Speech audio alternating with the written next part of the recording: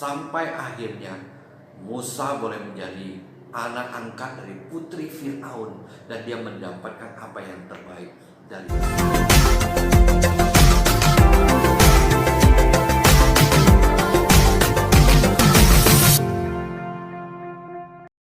Salam sejahtera dan kasih Tuhan kita Yesus Kristus. Hari ini saya akan mengajak kita untuk melihat satu bagian firman Tuhan yang terambil dari Roma pasal 8 ayat 28. Kita tahu sekarang bahwa Allah turut bekerja dalam segala sesuatu untuk mendatangkan kebaikan bagi orang yang mengasihi Dia, yaitu mereka yang terpanggil sesuai dengan rencananya. Di dalam kehidupan umat Tuhan, kadangkala ada orang yang begitu mudah meninggalkan Tuhan. Ada banyak hal yang bisa membuat orang meninggalkan Tuhan. Tetapi yang paling utama adalah karena mereka tidak tahu bagaimana Allah bekerja dalam kehidupan mereka untuk mendatangkan kebaikan. Hal itulah yang seringkali membuat orang meninggalkan Tuhan. Hari ini kita mau merenungkan satu bagian firman Tuhan yang terambil dari Roma pasal 8 ayat 28 ini, yang mengajarkan kepada kita bahwa Allah turut bekerja dalam segala sesuatu untuk mendatangkan kebaikan bagi kita. Allah bekerja melalui kehidupan kita supaya kita mendapatkan yang terbaik. Bagaimana Allah bekerja? Yang pertama yang harus kita tahu, yang pertama bahwa Allah bekerja dalam kehidupan kita untuk mendatangkan kebaikan. Dia bekerja tidak secara instan, tapi dia bekerja dengan melalui proses yang terutama adalah untuk membentuk hidup kita, untuk membentuk karakter kita, supaya kita boleh mendapatkan apa yang terbaik daripada Tuhan. Begitulah Allah bekerja dalam kehidupan kita, berproses untuk kita akhirnya mendapatkan kebaikan yang daripada Tuhan. Kita melihat Musa, bagaimana Allah bekerja dalam hidupnya. Allah telah bekerja dalam hidupnya sejak dia di dalam kandungan ibunya. Bahkan kita melihat bagaimana Allah bekerja di masa-masa yang sulit untuk kehidupan seorang anak bayi. Bagaimana Allah bekerja sampai akhirnya Musa boleh menjadi anak angkat dari putri Firaun dan dia mendapatkan apa yang terbaik dari Mesir. Bagaimana selama 40 tahun itu di dalam kisah para rasul pasal 7 ayat 22 dikatakan di Mesir dia mempelajari berbagai hikmat yang ada di Mesir. Kita tahu bahwa sumber hikmat yang paling banyak pada saat itu adalah di Mesir. Di sanalah dia digembleng oleh Tuhan dengan berbagai hikmat yang ada, dan dia mempunyai kuasa di dalam perkataan dan perbuatannya. Dia dilatih sedemikian rupa bagaimana dia punya kuasa di dalam perkataannya. Dia dilatih tentu bagaimana berdiplomasi, dia dilatih bagaimana menjadi orator, bahkan dia dilatih sedemikian rupa dengan bela diri yang hebat, dan kemudian bagaimana dia dilatih untuk memimpin pasukan di dalam perang. Di dalam catatan tercatat bahwa Musa pernah menjadi jenderal, dan tak kala dia pulang dia mendapatkan kemenangan yang gilang gemilang sehingga dia duduk di sebelah kanan Firaun. Inilah Musa. Selama 40 tahun dia dididik dengan berbagai macam ilmu, baik di dalam perkataan dan perbuatannya. Tapi kita melihat setelah 40 tahun dia dididik, dia ingin menjadi pemimpin bangsa Israel. Tapi Allah dengan caranya membiarkan dia pergi ke Midian dan harus menjadi seorang gembala. Kenapa Allah membiarkan dia menjadi gembala di padang rumput, di mana dia tidak bisa belajar banyak hal menurut ukuran kita secara manusia? Dia hanya berhadapan dengan rumput dan juga pembantu-pembantunya yang mungkin adalah para gembala upahan. Dan dia juga termasuk upahan karena itu adalah milik mertuanya Yitro. Selama 40 tahun ngapain dia di padang rumput? Tapi inilah cara Allah memproses dia. Allah memproses setiap kita itu berbeda satu dengan yang lainnya. Kalau Allah proses Musa dengan sedemikian rupa, Allah punya rencana tersendiri bagi dia. Demikian juga dengan kita. Ada rencana Tuhan untuk kebaikan kita. Di dalamnya Allah memproses kita, memproses hidup kita, memproses karakter kita. Apa yang Tuhan inginkan dari Musa? Selama 40 tahun di padang rumput, Allah ingin membentuk hidupnya, karakternya. Yang pertama adalah belajar menjadi seorang yang rendah hati. Kita melihat bagaimana Musa ini selama 40 tahun dia dididik sedemikian rupa. Dia menjadi orang yang hebat. Tapi dia di dalam hidupnya ada kesombongan tersendiri, merasa dirinya hebat. Dan dia dengan kekuatannya, dengan kehebatannya mau memimpin.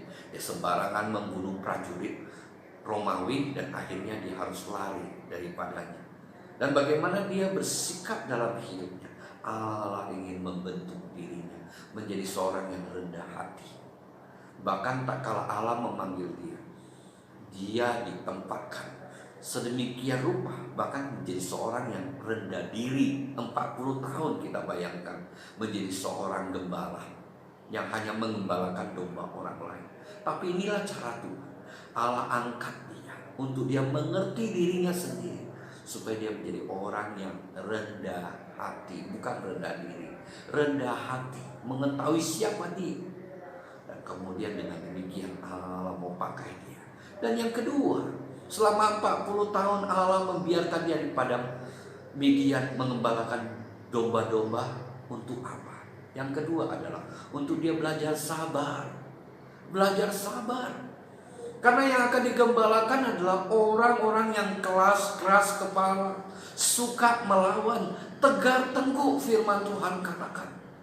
Kalau dia gak sabar, maka dia akan berhadapan dengan mereka. Kita tahu bahwa Musa ini adalah orang yang punya kekuatan yang hebat, punya bela diri yang hebat. Kita bayangkan 40 tahun sebelumnya kalau dia mengembalakan mereka. Kita pikirkanlah berapa orang yang harus dipukul mati oleh dia. Dan kalau dia gak sabar lagi, dia bisa tinggalkan mereka begitu saja di tengah jalan. Maka rencana Tuhan bisa berantakan di tangannya. Allah harus didik dia menjadi orang yang sabar. Dan lebih daripada semua itu, Allah mau dia hanya mengandalkan Tuhan dalam hidupnya. Tadi dia orang hebat. Tadi dia punya backing yang kuat, yaitu mama angkatnya, yaitu putri Firaun. Dia adalah pangeran. Tapi Allah biarkan dia 40 tahun, di mana mama angkatnya sudah mati, di mana dia tidak dikenal lagi sebagai jenderal, dia tidak lagi dikenal sebagai pangeran. Dia hanya seorang Musa. Dan dia diajar untuk hanya mengandalkan Tuhan. Hanya Tuhan saja yang diandalkan. Dan di situ dia akan mendapatkan apa yang terbaik dari Tuhan. Inilah cara Allah memproses Musa. Demikian juga Allah ingin memproses kita, memproses hidup kita, memproses karakter kita, untuk kita boleh melakukan apa yang mendatangkan kemuliaan nama Tuhan, apa yang boleh menjadi berkat bagi banyak orang, dan hidup kita diberkati oleh Tuhan. Dan yang kedua, firman Tuhan katakan Allah turut bekerja. Dengan kata lain, tidak hanya Allah saja yang bekerja dalam hidup kita, tapi Allah juga mau memakai kita. Allah turut bekerja dalam kita, tapi Allah juga ingin kita bekerja di dalamnya. Allah bekerja dalam hati kita, dalam hidup kita. Bukan berarti kita kemudian pasrah, biarlah Tuhan saja yang memberikan, aku tinggal tunggu apa yang Tuhan berikan. Tidak demikian. Tapi Allah juga menginginkan kita bekerja sama dengan Tuhan. Yang pertama tentu kita mau mencari kehendak Tuhan, rencana Tuhan, rancangan Tuhan dalam hidup kita, supaya kita dapat bekerja seiring dengan apa yang Tuhan kehendaki dalam hidup kita, supaya kita boleh mendapatkan apa yang terbaik dalam hidup kita. Dan bagaimana kita melihat akan kuasanya dalam hidup kita. Kita bisa melihat contoh Yusuf. Yusuf waktu dia dijual oleh abang-abangnya, dia dijual sebagai seorang budak. Dan kita tahu seorang budak itu dia tidak mendapatkan gaji. Tapi kita lihat bagaimana dia bisa menjadi orang yang dipercayai oleh Potifar tuan. Ini yang kita perlu pelajari. Di dalam hidupnya, walaupun dia menjadi seorang budak, dia bekerja dengan baik walaupun dia tidak digaji. Dia bekerja dengan rajin walaupun dia tidak digaji. Dia bekerja dengan jujur walaupun kita lihat dia nggak digaji. Dia melakukan seolah-olah untuk Tuhan, sehingga dia bisa bekerja dengan begitu baik, sehingga semua pekerjaan dipercayakan kepada dia untuk mengurusnya. Inilah yang harus kita pelajari dalam hidup kita. Bagaimana Allah bekerja dalam kita itu pasti bagi orang yang mengasihi Dia. Tetapi dari kita pun diharapkan kita bekerja sedemikian rupa. Yusuf dia tidak digaji, tapi dia bisa bekerja sedemikian baik. Dia bekerja dengan jujur, dia bekerja dengan hikmat, dan di situ dia akan mendapatkan hal yang penting. Apa itu? Yaitu ilmu. Ini khusus bagi anak-anak muda. Jangan kita berpikiran, oh aku digaji kecil jadi harus kerjanya ya seadanya begitu. Tidak. Tapi seberapapun gaji kita mau bekerja dengan baik, bekerja dengan jujur, supaya kita bisa dipercaya orang. Kita bisa mendapatkan apa yang baik nantinya di dalamnya. Inilah yang kita lihat dari kehidupan Yusuf. Dan ada satu lagi yang penting dalam kehidupan Yusuf. Dia bisa menjadi kesaksian yang baik bagi tuannya. Tuannya tidak mengenal Allah orang Israel, tapi kemudian dia bisa mengenal Allah orang Israel dari siapa? Dari Yusuf. Bahkan dia tahu bahwa Yusuf bisa mendapatkan apa yang baik karena Allah yang memberkati dia. Kita melihat Yusuf telah menjadi satu kesaksian yang baik. Disinilah kita melihat Allah turut bekerja dalam hidup kita untuk kita mendapatkan apa yang baik. Tapi Allah juga ingin kita berperan di dalamnya, di mana kita ambil bagian untuk bekerja sama dengan Tuhan kita, untuk mendatangkan kemuliaan bagi namanya, menjadi berkat bagi banyak orang, dan kita pasti diberkati oleh Tuhan dalam hidup kita. Dan yang ketiga kita melihat firman Tuhan katakan Allah turut bekerja dalam segala sesuatu untuk mendatangkan kebaikan bagi orang yang mengasihi. Allah turut bekerja dalam segala sesuatu, firman Tuhan katakan segala sesuatu. Artinya apa? Artinya Allah bekerja, Allah bisa bekerja baik segala sesuatu itu yang bersifat yang tidak mungkin kita rasakan, tidak menyenangkan hidup. Sesuatu mungkin yang bersifat masalah, mungkin kesulitan, bahkan itu kebaikan.